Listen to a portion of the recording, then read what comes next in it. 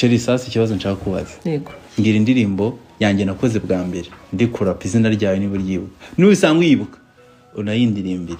Ndi mu ishyamba, ndi mu rugamba, ndimo ndashaka kwambika ikamba, ndimo ndashaka kwimara icyaka, maranye imyaka cya muzika. Ndimo ndashaka kwiyubaka. Nkora amateka ya muzika. Ndimo ndashaka kwiyubaka. Nkora amateka ya muzika. Sawa. Chris. Yes. Sheri wawe ntabwo umuca inyuma. Ese ko hari amakuru mfite yuko ngo ufite umupfumu. Uko nibyo ufite umupfumu rero muri gihe mushiti wawe ni Irene wabizanye ibyo bintu niwe wabimbashije niwe kujyanye oya guys ntabwo ndi bumure kuri hano tambwiye ndimo ngiye gusohora ukuntu yitwa so ni se c'est quoi ni c'est comment Thank you very much. Umunsi mubi ntuteguza ntunahamagara yewe habe na randevu uguha. Umunsi w'ejo ku itariki ya 13 nibwo mu gitondo nkuko twabonye amakuru yahamijwe Junior Giti usanzwe ureberera inyungu z'umuhanzi Chris watangaje yuko umubyeyi w'umuhanzi areberera yamaze kwitahira. Nyina wa Chris yari amaze iminsi arwariye mu bitaro bya Nyarugenge. Yitabye Imana mu gitondo cyo kuri uyu wa 13 Kamena 2025. Mu sobanuzo wa filimi Junior Giti yagize ati yari amaze iminsi arwaye yewe na nijoro twavuganaga atubwira ko yumva ameze neza mu gitondo ari butahe, ariko dutunguwe n'ukuntu twakiriye inkuru yuko yitabye Imana.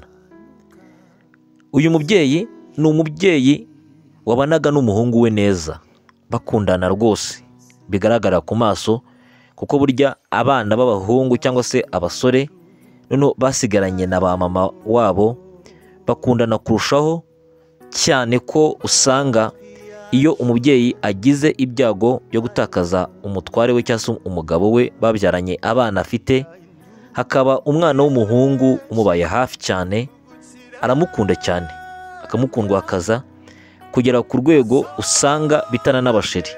Nibyo byari biri hagati y'uyu musore na mama we, kuko nk'uko mwabonye mu kavideo twabanjije ni ikiganiro kirekire hafi cy'iminota 45 yari yageranye na mama we mu mwaka ushize, kimaze umwaka kiri kuri channel ya Chris ugezeho wakibona. Ni ikiganiro cyuzuye mu rukundo rwinshi n'amarangamutima menshi ndetse no kwisanzuranaho bikomeye cyane.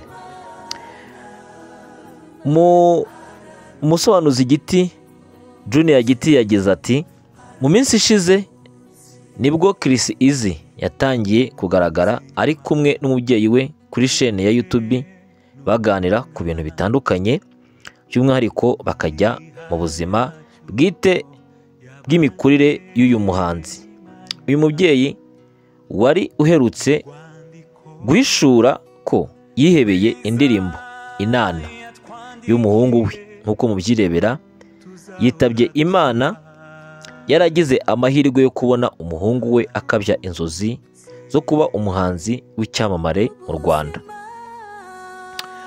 Mu kiganiro bari baherutse gushyira hanze, uyu mubyeyi yabwiye Chris ko urwibutso amufiteho kuva mu bwana ari umunsi yavutseho, kuko uwo munsi yavukanye umunaniro.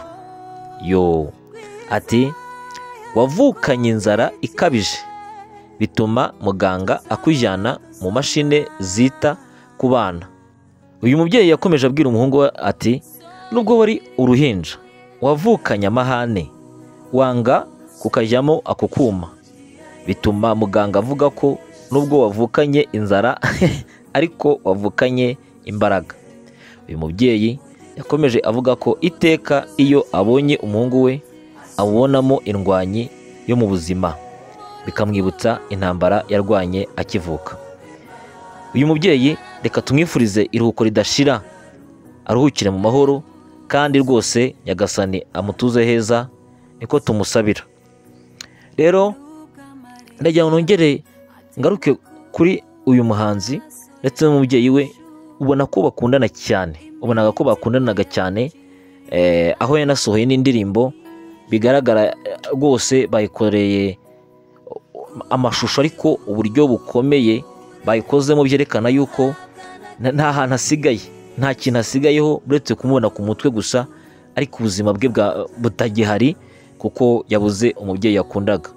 Kuko urabona ni indirimbo bakoreye amashusho, ariko atangira kuyiririmba ubona adafite, ari umutwe gusa uvuga, amaboko ntayariho, igihimba ntacyo, amaguru ntayo, mbese ari umutwe urimo kuvuga gusa. Ni ibintu byerekana umubabaro n'agahinda mu buryo bukomeye cyane. Rero akenshi ibintu biratungurana cyangwa se bikanaba mu buryo umuntu atazi. Rero nayo nkubwire ngo ubuzima ducamo ni gatebe gatoki. Hari igihe nyine umuntu yicara akumva ibintu bigiye gutungana, cyangwa se akaba yatekereza ko ibintu bigiye kujya ku murongo, ariko akabona hari ibintu bise bicubangana mu buryo bukomeye. Ariko reka twifurize uyu muhanzi gukomera, kandi n'abamukunda mwese mukomere cyane. Icyo mbona ni uko iherezo ry'umuntu wese rijya ritungurana, ndetse agatungurwa n'ibibaye, ariko Imana yo ntigitungurwa. Icyo nakubwira, niba utarizera Kristo nk'umwami n'umukiza, ibyo ukora byose ube mu myidagaduro, ukunde guseka no kwishima, ariko umenye ko Kristo ari hafi yo kuza. Azaza rero, kandi naza azacira urubanza rukwiriye imirimo umuntu wese yakoze. Kuko ngo nta kubera kuzazamo, ahubwo azacira urubanza umuntu wese ibikwiriye ibyo yakoze. Kuko ijambo ry'Imana riravuga ngo kuko umuntu wese azasarura ibyo yabibye. Kuko ngo ibintu byose umuntu yakozeho akiri muri uyu mubiri, byose azabisarura, azakira umusaruro uvuye muri ibyo, muri iyo imirimo yakoze. Imana itugenza cyane. Ndagira nkubwire ngo wowe ukurikiye iki kiganiro, nkubwire ngo ibyiza ukora Imana izabiguhembera, ariko n'ibibi ukora Imana izabiguhanira. Mu gitabo cy'umuhanuzi Maraki haravuga ngo dore hazaba umunsi utwika nk'itanura, uzatwika abanzi b'Imana bose, bazashya bashire, ntuzabasigira umuzi cyangwa ishami. Bazahinduka umukungugu, ntabwo Imana izababarira, izabahana. Rero dukore, twidagadure, twishime, ariko twibuke ko nyuma y'ibi byose hari urubanza Imana izashyiramo abantu bose. Kandi witegure rwose yuko hari ubutumire uzahabwa umunsi umwe, ukimurwa ukagenda, ugatandukanwa n'iyi si ifatika. Ibyo wakoreye muri iyi si y'ibifatika uzajya kubimurika imbere y'Imana, kandi nyuma yo kwimurwa ahangaha nta kindi kintu kindi uzaba kibashije guhindura. Ibyo wakoze bizaba ari ibyo. Nicyo gihe rero cyo kwizera Kristo umwami n'umukiza hakiri kare, kandi ugasubiza ibintu ku murongo, kuko Imana ikiguhaye kuba ugihumeka. Turabakunda cyane rero, twifurize iruhuko ridashira uyu mubyeyi, kandi twongere tubabwire ngo mukomere mube maso, kuko uzaza atazatinda. Yesu abishimire kandi abaho umugisha. Turabakunda cyane. Shalom, shalom.